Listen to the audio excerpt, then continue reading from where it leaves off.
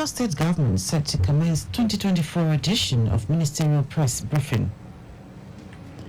President Tinubu to depart Abuja for Netherlands, Saudi Arabia on official visit. On the foreign scene, 10 people die as Navy helicopters collide mid-air in Malaysia. And in sport, Inter seals Serie A title by winning Milan Derby. Now the details. Dele Agadumo. Lagos State Government is set to commence the 2024 edition of the Ministerial Press Briefing to highlight the activities, projects, programs and future initiatives of the government. While speaking with the Governor's Office correspondents during a pre-event press briefing, Commissioner for Information and Strategy, Benga Omotosho, says commissioners of various ministries are ready for the next 1 month to inform Lagosians about the activities and achievements of the Babajide Sanwo-Olu administration. Omotosho says the annual event was reintroduced to showcase more of what the state government is doing in line with the Themes Plus developmental agenda of traffic management and transportation, health and the environment, education and technology, making Lagos a 21st century economy, entertainment, security and good governance, social inclusion, gender equality and youth engagement.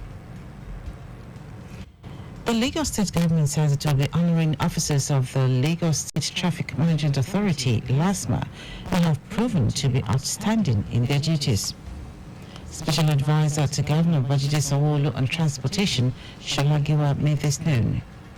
LASMA on its X handle had earlier posted that it was celebrating the exceptional achievements of an officer identified simply as Adejoke for being LASMA Best Zonal Head for the month of March 2024.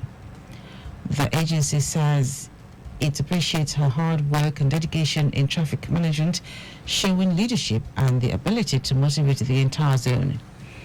In February, the government, in collaboration with the Association of Certified Forensic Intelligence and Crime Analysts, trained 250 senior LASMA officers in traffic incident management at the Police Training School, Ikeja, Lagos. Lagos State Cooperative College, LASCOCO, has secured provisional accreditation approval from the National Board for Technical Education, MBTE, to commence the National Diploma Program in Computer Science. The board also granted full accreditation to 2 other national diploma programs at the college, namely Cooperative Economics and Management, as well as Microfinance and Enterprise Development.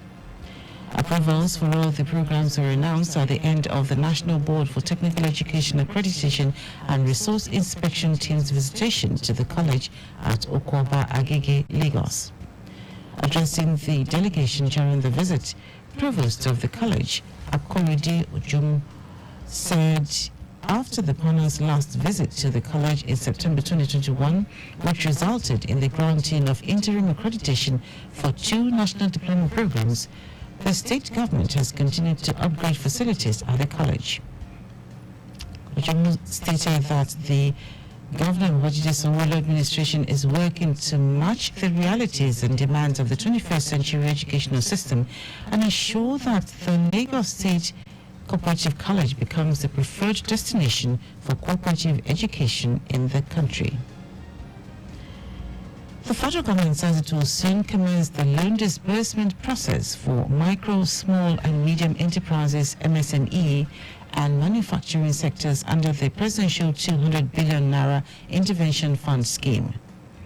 Announcing the disbursement of the funds, Minister of Industry, Trade and Investment, Doris Uzoka Anite, noted that the decision was taken following the success of the ongoing disbursements targeted at supporting 1 million nano businesses across the country. According to her, 75 billion naira each has been allocated to support MSMEs and the manufacturing sector under the Presidential Intervention Fund. This is in addition to the 50 billion naira set aside to support nano businesses. It will be recalled that President Bola Tinubu launched the scheme on October 17, 2023 to cushion the effects of the removal of petrol subsidy and other economic shocks. Now to the rest of the stories. President Bola Tinubu will today depart Abuja for the Kingdom of the Netherlands on an official visit. The president will also attend the World Economic Forum WEF meeting scheduled for April 28 to 29 in Riyadh, Saudi Arabia. Presidential spokesman Ajuri Ingilali in a statement says while in the Netherlands, the president will participate in the Nigerian-Dutch Business and Investment Forum that will bring together heads of conglomerates and organizations in both countries to explore opportunities for collaboration and partnerships, especially in agriculture and water management, towards innovative solutions for sustainable farming practices. It says the president will proceed to attend a special World Economic Forum meeting in Riyadh, Saudi Arabia, which focuses on global collaboration, growth, and energy for development. The president will be accompanied by some ministers and other senior government officials.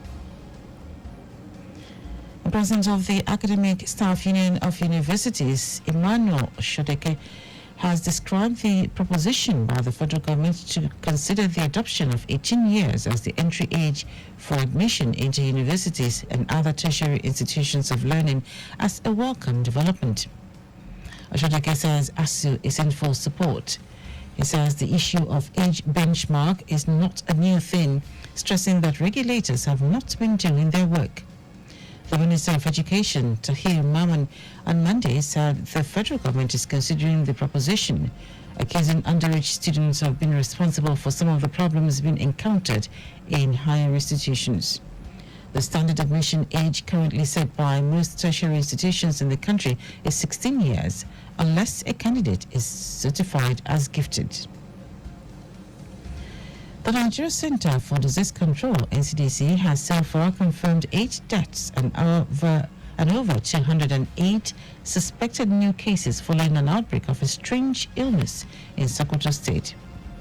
Manager of the center, Ibrahim Usman, in an interactive session with officials of the State Ministry of Health, said the incident happened at Sabon Birni and Issa local government areas of the state.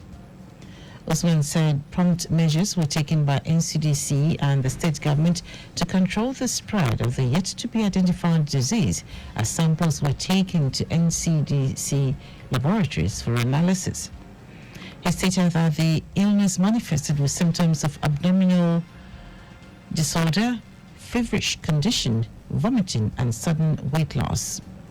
It will be recalled that the state deputy governor, Idris Gobir, urged the federal government to, as a matter of urgency, do the needful with a view to identify and curtail the continued spread of the disease to other areas of the state.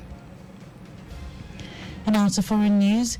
2 Malaysian Navy helicopters collided mid-air as they flew in formation during a rehearsal for a military parade, killing all 10 crew on board. One of the aircraft clipped the rotor of the other before the 2 crashed into the ground. The incident took place in the Malaysian town of Lumot, which is home to a Royal Malaysian Navy base. There are no known survivors. In March, a Malaysian Coast Guard helicopter crashed into the sea off Malaysia's Angsar Island during a training flight. The pilot, co-pilot, and 2 passengers on board were found and rescued by fishermen. In our sports, Inter Milan sealed a 20th Italian title by beating arch-rivals and nearest challengers AC Milan in a historic derby della Madonnina. This is the first time the Serie A title has ever been won in the 116 years of the Milan derby. Inter Milan's 20th Italian crown takes the team above AC Milan's 19 Serie A titles and only below Juventus. But this is only the side's second title since 2010, last winning under Antonio Conte in 2021. Simone Inzaghi has brought the good times back to the Nerazzurri, cruising to the Scudetto with 5 games to spare on the back of a 27-game unbeaten run in the league. Inter have now won the last 6 derbies, equaling the record runs of Milan from 1911 to 1913 and 1946 to 1948. And that was our news at 10. Just before we go, please do not drive beyond specified speed limits. You can follow us on like all our various social media platforms: X, Traffic Radio 961, Instagram, Lagos Traffic Radio 961. Subscribe and watch our news and programs live on YouTube at Traffic Radio 961. You can also visit our website at trafficradio961.ng. Did you know that the Sanwo-Olu administration trained 78 persons and placed 12 under the Talent Development Program, TDP, a student loan program aimed at training young persons in tech skills and placing them in employment? You can get more details on the Lagos State Government website. To end the news are the highlights of the major stories. Lagos State Government is set to commence the 2024 edition of the Ministerial Press Briefing to highlight the activities, projects, programs and future initiatives of the government. President Bola Tinubu will today depart Abuja for the Kingdom of the Netherlands on an official visit. We also told you that 2 Malaysian Navy helicopters collided in mid-air as they flew in formation during a rehearsal for a military parade, killing all 10 crew on board. And in sport, Inter Milan sealed the 20th Italian title by beating rivals and nearest challengers AC Milan in a historic derby della Madonnina. For contact with the newsroom, send a message to info@trafficradio961.ng. That ends the news broadcast compiled by Abiola Fogolagu. I am Dele Agadumo. Good morning. Thank you for listening.